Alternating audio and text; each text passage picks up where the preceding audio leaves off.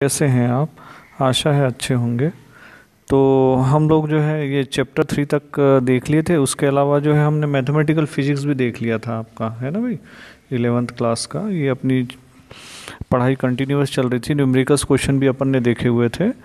और अभी जो है हमारा ये चैप्टर 4 है ना, स्टार्टिंग है। तो चैप्टर 4 क्या है? चैप्टर यदि अगर हम 4 की बात करें तो चैप्टर 4 है आपका मोशन इन ए प्लेन, है ना। तो ये भी एक इम्पॉर्टेंट जो है ये चैप्टर है, मोशन इन ए प्लेन, है ना। इसको भी आप अच्छे से समझें। प्लेन में किसी भी प्रकार का जो ऑब्जेक्ट है वो किस तरीके से जो है मूवमेंट करता है। तो प्लेन का मतलब क्या हो गया? ये प्लेन हो गया, है ना। एक तरीके से कहने का मतलब है ये 2 डायमेंशन यानी x as well as y दोनों कोऑर्डिनेट इस केस में काम करेंगे, ठीक है।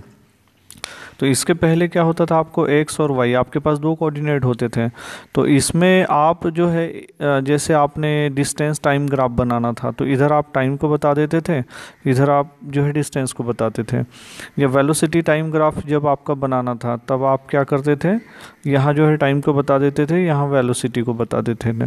तो इस तरीके से इस केस में क्या होता था, आपका एक्स वाई वाला ये वाला कोऑर्डिनेट आपका जो ये कोऑर्डिनेट है आपका एक्स वाला, है ना, ये एक्स्ट्रा होता था, ये खाली होता था। इस वजह से आप इसको टाइम टी से शो कर देते थे। लेकिन जहाँ हम मोशन इन ए प्लेन की बात करेंगे यानी 2 डायमेंशन मोशन की यदि अगर बात करेंगे, कोई भी ऑब्जेक्ट यदि अगर मान लीजिए प्लेन में मूवमेंट कर रहा है यानी कि ये 2 डायमेंशन हो गया, ठीक है भाई। तो ये आपको मालूम है मोशन जो है ये 3 टाइप का हो सकता है कि 1 डायमेंशन यानी motion in a straight line, 2 dimension motion in a plane हो सकता है, और थर्ड वाला होता है 3 डायमेंशन।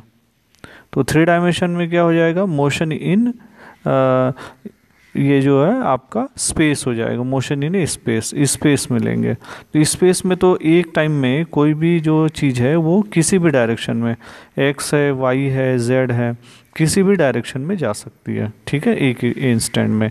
लेकिन एक टाइम में वो एक ही ओर जाएगी, ये भी एक बात है। जैसे कोई ऑब्जेक्ट जा रही मोशन इन ए प्लेन यानी वो एक्स में भी जा सकती वाई। जैसे कि यदि अगर हम मोशन इन ए प्लेन के एग्जाम्पल्स की बात करें, यदि अगर मैं एग्जाम्पल्स की बात करूँ तो एग्जाम्पल क्या हो सकता है, जैसे मान लीजिए ये कैरम बोर्ड ले लिया आपने, और कैरम बोर्ड में बहुत सारी जो है आपने इस तरीके से गोटी ले ली। अब यदि अगर आप स्ट्राइकर से उसको हिट करते हो तो क्या होगा, ये सब गोटियाँ अलग अलग डायरेक्शन में जा सकती हैं। तो ये जो आपका कहलाएगा मोशन इन ए प्लेन, या इसको अपन 2 डायमेंशन मोशन कहेंगे, ठीक है भाई।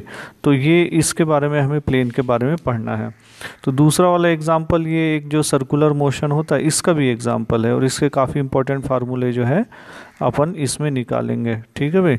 इसको आप ये ध्यान देंगे। तो जो सर्कुलर मोशन होता है ये there is an another example of 2 dimension motion, ठीक है भाई। तो एक तो चीज़ ये हो गई आपका 2 डायमेंशन का, और दूसरा एक इम्पॉर्टेंट चीज़ इसमें हमें पढ़ना रहता है वेक्टर्स के बारे में। वेक्टर्स क्या होते हैं, उनके प्रॉपर्टीज़ क्या हो सकती है, उनको किस तरीके से शो किया जा सकता है, उनको किस तरीके से ऐड करते हैं, या उनको यदि अगर सब्ट्रैक्ट करना है तो किस तरीके से सब्ट्रैक्ट कर सकते हैं, ठीक है भाई। तो ये सारी चीज़ें हमें उसमें पढ़ना है, ठीक है ना। तो आप जो है स्केलर और वेक्टर के बारे में जो है ये आप पहले भी जो है पढ़ते रहे हैं, और आपने 9th क्लास में पढ़ा हुआ है वेक्टर और जो है स्केलर की डेफिनेशन।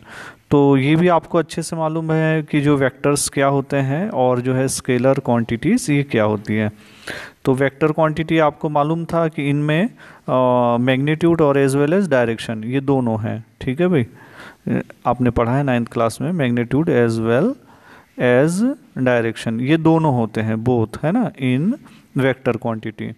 और अगर हम एक स्केलर की बात करते हैं तो केवल मैग्नीट्यूड होता है। ये बहुत इंपॉर्टेंट कंसेप्ट है, क्योंकि आगे चल के क्या होता है वेक्टर और स्केलर ये डायरेक्ट चीज़ें जुड़ जाती है। और फिर आपका जो है एक्स कोऑर्डिनेट है, वाई है, और ये जेड है, इसमें आपके जो है यूनिट वेक्टर आई जे के वगैरह इसमें जो है यूनिट वेक्टर लग जाते हैं।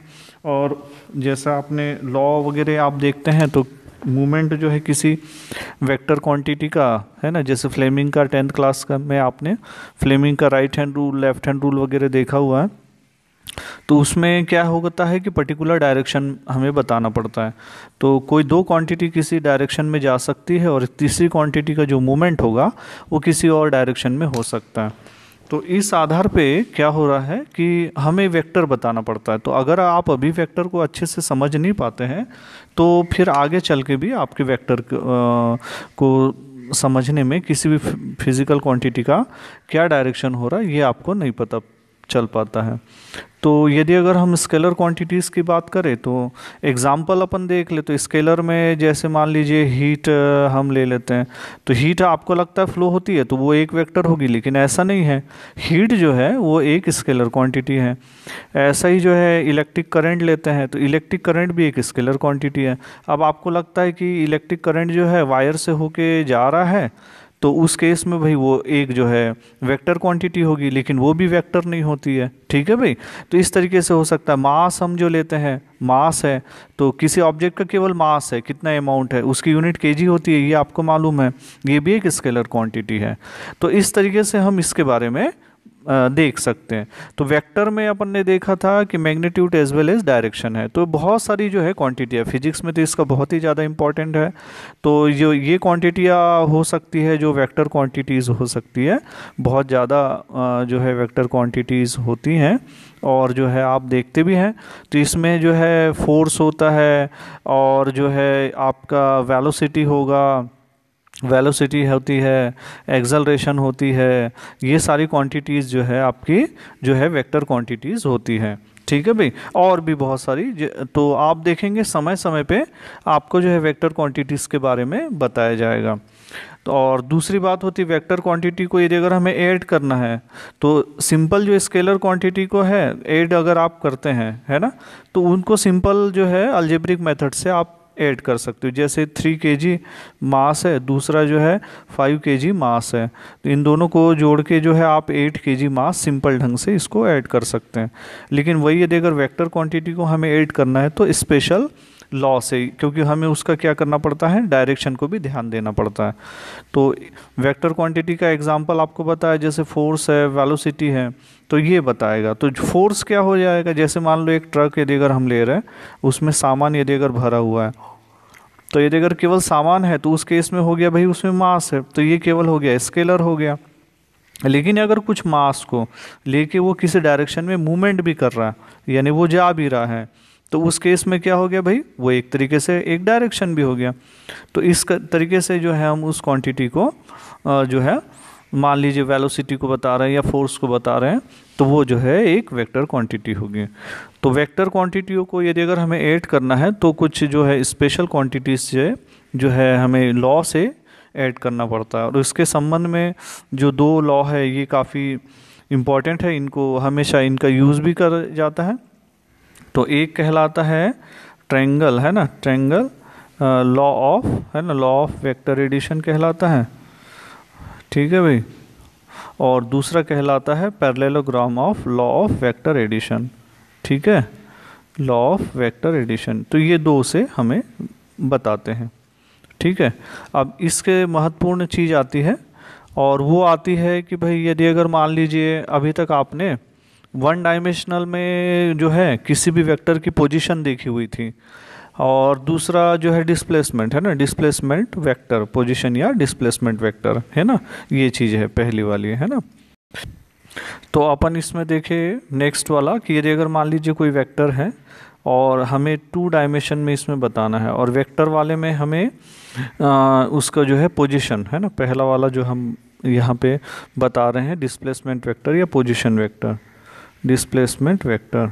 तो डिस्प्लेसमेंट जो है आपने पहले पढ़ा हुआ है, डिस्प्लेसमेंट आपने पहले पढ़ा हुआ है ना, पहले वाले चैप्टर में। तो डिस्प्लेसमेंट क्या कहलाता था आपका, डिस्प्लेसमेंट को आप जो एस से बता रहे थे, और ये होता था भाई final position minus initial position, S equal then मान लीजिए, या डेल एस इक्वल देन या डेल एक्स इक्वल देन, है ना, क्या बताते थे आप, x2 माइनस x1, ये हमारी पोजीशन होती थी। तो उस वाले में भी आपने देखा था वो इस बात पर निर्भर नहीं कर रहा है कि भाई वो किस जो है पाथ से होके जा रहा है, वो आपका डिपेंड करता था भाई उसके इनिशियल पोजीशन और जो है फाइनल पोजीशन क्या है। तो अब मान लीजिए 2 डायमेंशन, जैसे मैंने आपको पहले बताया था कि पहले एक कोऑर्डिनेट जो है आपका टाइम के लिए खाली होता था, तो इस कोऑर्डिनेट को हम टाइम ले लेते थे।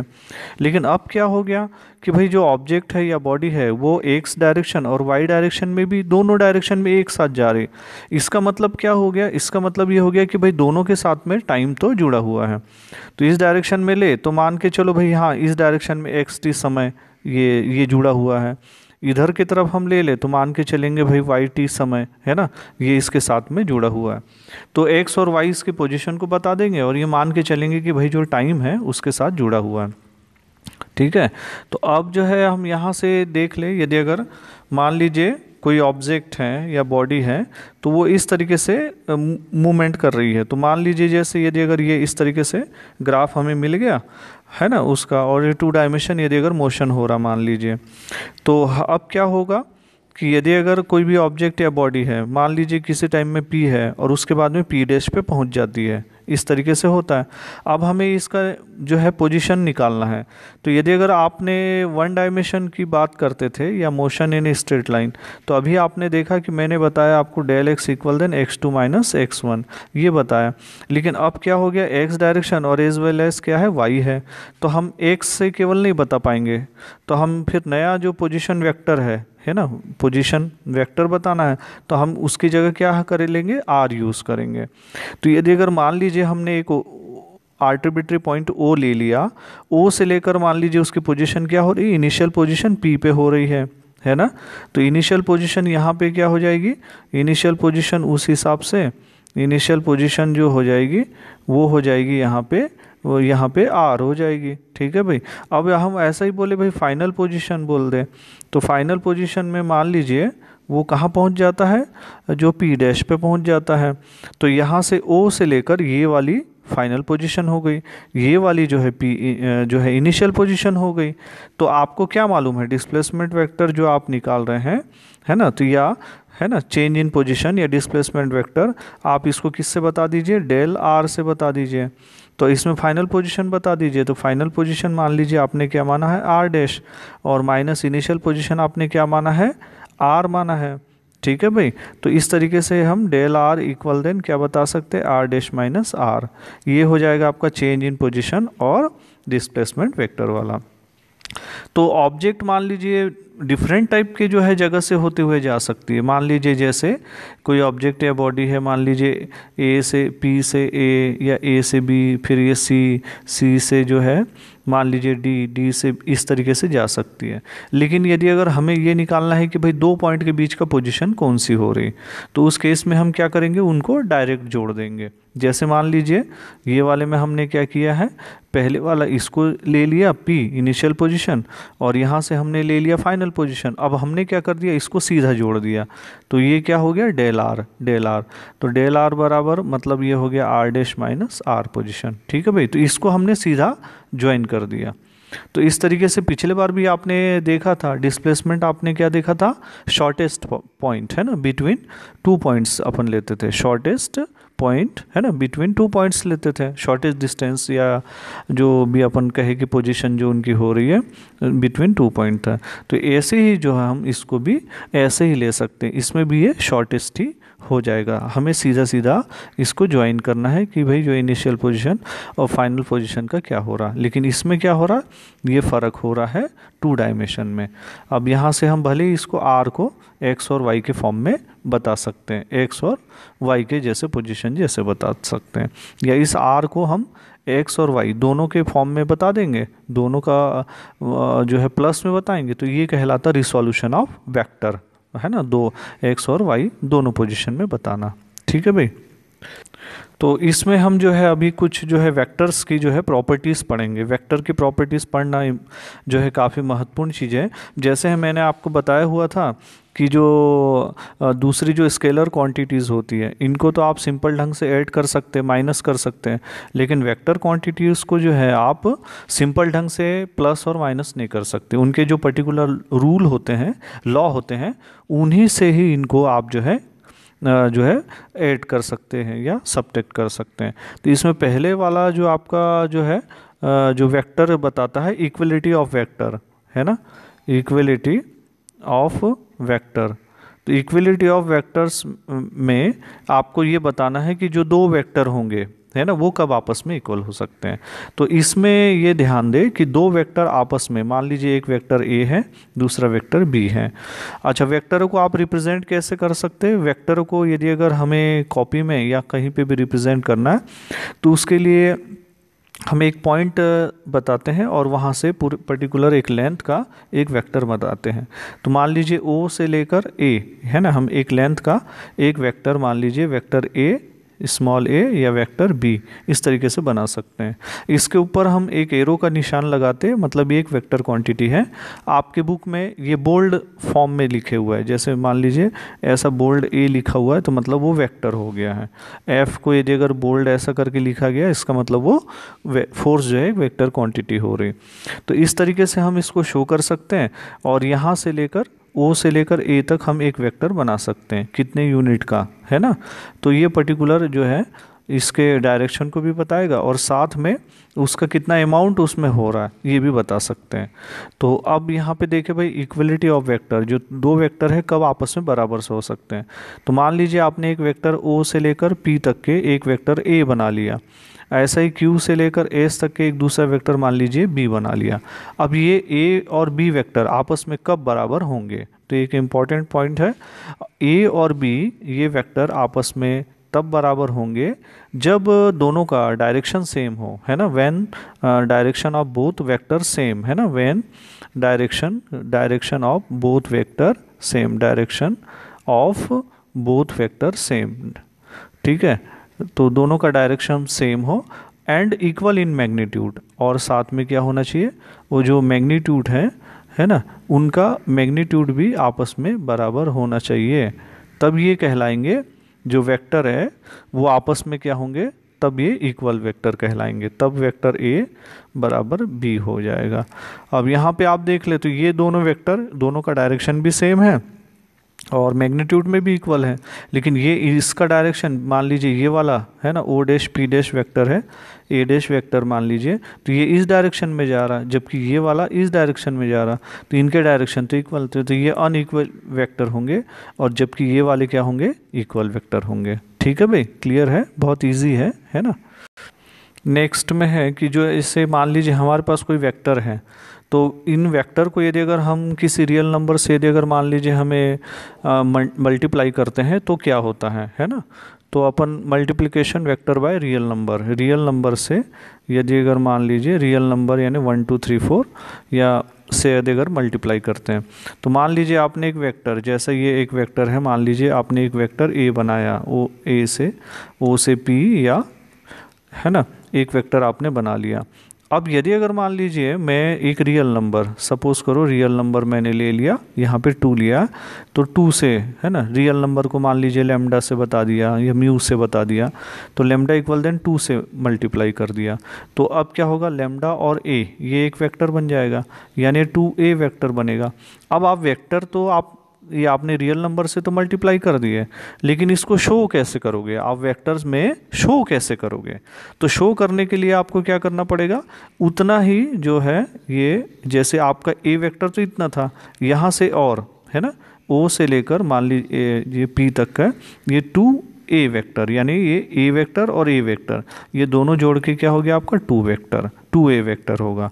तो इस तरीके से मान लीजिए हमने रियल नंबर से मल्टीप्लाई तो किया, लेकिन ये कितने बार मल्टीप्लाई हो रहा, तो वेक्टर क्या हो जाएगा, उतना इंक्रीज हो जाएगा या वेक्टर उतना बढ़ जाएगा। तो ये इसकी प्रॉपर्टी है, हम सिंपल ढंग से नहीं शो करते, वेक्टर को स्पेशल होगा, है ना, स्पेशल ढंग से शो करते हैं। अब मान लीजिए मैं जो है -2 से मल्टीप्लाई करता हूँ तो क्या होगा, फिर कैसे बताएंगे? तो देखिए ए तो वैसा ही है, ए वेक्टर का यदि अगर मैं -2 से मल्टीप्लाई करता हूँ तो वेक्टर क्या होगा, -2a हो जाएगा। तो अब -2a को कैसे दर्शाएंगे, ये देखिए स्पेशल है। पहले तो आप क्या करेंगे, ए वेक्टर बना लिया मान लीजिए, फिर यहाँ से लेकर यहाँ तक के आप 2a वेक्टर को पहले बनाएंगे, यानी डबल बना देंगे। लेकिन अभी भी आपका काम पूरा नहीं हुआ है, अभी आपको किसको दर्शाना, -2a वेक्टर को। तो -2a वेक्टर यानी उसका डायरेक्शन बदल गया 2a से, तो इस डायरेक्शन में होगा। तो इस तरीके से जो है आप -2a वेक्टर को ये ऐसा शो करेंगे। तो यहाँ से लेकर इतना ही मैग्नीट्यूड का, है ना, और लेकिन अपोजिट डायरेक्शन में जो है ये वेक्टर को बनाएंगे, तब ये जो है आपका जो है आप कह सकते हो नेगेटिव वेक्टर, है ना, या जो अपोजिट वेक्टर है, इस तरीके से हम इसको शो कर सकते हैं। ठीक है भाई। तो ये देखो रियल नंबर मान लीजिए नेगेटिव में इस तरीके से हो रहा है तो वेक्टर इस डायरेक्शन में चला जाएगा, ऐसा नहीं होगा कि इधर ही पे जाएगा, और -2a से हम दर्शाएंगे। ठीक है। तो अब जो है वेक्टरों का एडिशन, या यदि अगर मान लीजिए हमने वेक्टर हमारे पास है, वेक्टर है और वेक्टरों को यदि अगर हमें ऐड करना है तो हम किस ढंग से ऐड करते हैं। तो वेक्टरों को जैसे एडिशन के लिए आपको बताया कि सिंपल ढंग से इनको ऐड नहीं किया जा सकता। दो वेक्टर यदि अगर मान लीजिए एक वेक्टर ए है और एक वेक्टर बी है, यदि अगर हमको ऐड करना है तो हम जो है एक पर्टिकुलर प्रोसेस होगा। तो उसके लिए क्या हो जाएगा कि आपका जैसे एक वेक्टर आपने ले लिया ए, तो ओ से लेकर पी तक का एक वेक्टर आप बनाएंगे। ठीक है भाई। दूसरा वाला हो जाएगा कि आपका जो है P से लेकर Q तक के आप ये सेकंड वेक्टर बना दोगे। ठीक है, ये B वाला वेक्टर, और यहाँ से फिर ये जो सीधा जैसा आपने देखा ये यहाँ से यहाँ तक इसको जोड़ दोगे, तो O से जो Q है आपने पिछले बार भी देखा था डिस्प्लेसमेंट वेक्टर में, तो ये इस तरीके से यहाँ पे जुड़ जाएगा। तो ये जो तीसरा वेक्टर है R इक्वल देन ये वेक्टर A और वेक्टर B इसको एडिशन में बताएगा। तो इस तरीके से हमको जो है वेक्टर बनाते जाना है और साथ में क्या करना है, उनको ऐड करते जाना है। इस तरीके से हम ऐड कर सकते हैं। तो इस तरीके से हम एक या एक से अधिक वेक्टर, मान लीजिए एक वेक्टर आपका जो हो रहा है एस से पी एक वेक्टर हो रहा है, और दूसरा मान लीजिए यहाँ से जो दूसरा वेक्टर एस से क्यू से एस हो रहा है, यदि अगर हम इसको जोड़ रहे हैं तो r equal then a plus b हो सकता है। तो जैसे आपको एडिशन का बताया था मैंने आपको, तो ये बताया था कि triangle law of vector addition है ना, दो इसमें यूज़ होते हैं, एक तो ट्रायंगल लॉ है, पैरेललोग्राम है लॉ है। तो नेक्स्ट टाइम में अपन उसका डिस्कशन करेंगे। अब मान लीजिए यदि अगर ज़्यादा वेक्टर है तो किस तरीके से ऐड होता है, तो ये आपका देखेंगे कि सबसे पहले आपको क्या कर लेना पड़ेगा। मान लीजिए वेक्टर ए बना लिया, तो मान लीजिए ओ से लेकर मान लीजिए पी, तो आपने एक वेक्टर ए बना लिया, वेक्टर ए बना लिया। अब एक दूसरा वेक्टर ले लिया मान लीजिए, तो मान लीजिए पी से क्यू आपने एक दूसरा वेक्टर बनाया है। ठीक है भाई। तो अब क्या होगा, इन दोनों वेक्टर को, है ना, ये वेक्टर ए हो गया, बी हो गया, तो ये दोनों को अगर हमें ऐड करना है तो ओ से क्यू ये वाला वेक्टर हो जाएगा आपका, तो ये हो जाएगा ए प्लस बी। ये जो रिजल्टेंट वेक्टर आर है ये वेक्टर ए प्लस बी बता देगा। अब मान लीजिए यदि अगर आपके पास पहले से ओ क्यू वेक्टर है और एक और तीसरा वेक्टर आ गया, मान लीजिए ये सी वाला वेक्टर आ गया, है ना, सी वाला वेक्टर ले लिया, तो अब हमें यदि अगर मान लीजिए vector a plus b already है आपके पास आर, और फिर इधर से ये सी वाला और ऐड करना है, तो कहने का मतलब है आर प्लस सी जोड़ दिया आपने, है ना। तो यानी कि आर क्या था, ए प्लस बी था। ठीक है भाई, और प्लस सी, तो ये वाला जो है आपका, ये वाला a प्लस बी पहले से है, ये वाला c हो गया, तो ये वाला जो आर्म्स हो जाएगा ये रिजल्टेंट बता देगा। मान लीजिए चाहो तो आपको r डैश कह दिया आपने, तो r डैश क्या हो गया, vector a plus B plus C.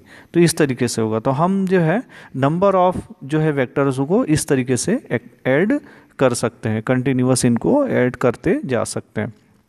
तो आपका जो है ये दो जो मेथड होंगे ये नेक्स्ट टाइम में अपन देखेंगे, triangle law of vector addition और ट्रायंगल लॉ ऑफ जो है पैरेललोग्राम ऑफ वेक्टर एडिशन, दोनों काफ़ी इंपॉर्टेंट है। तो अपन देखेंगे, उसके आधार पे कुछ फार्मूला भी निकलते हैं। ठीक है, तो आप इनको पढ़ ले, अच्छे से तैयारी कर ले, और यदि अगर कोई दिक्कत होती है तो आप ज़रूर से जो हम मेरा नंबर है 94243968 और 77 इस पे देखें और अच्छे से पढ़ाई करें, क्योंकि एग्ज़ाम जो है इन्हीं के बेस पे चीज़ों पे होगी, है ना। तो आप जो है अच्छे से कंसेप्ट को देख लें। ओके भाई, ओके, थैंक यू।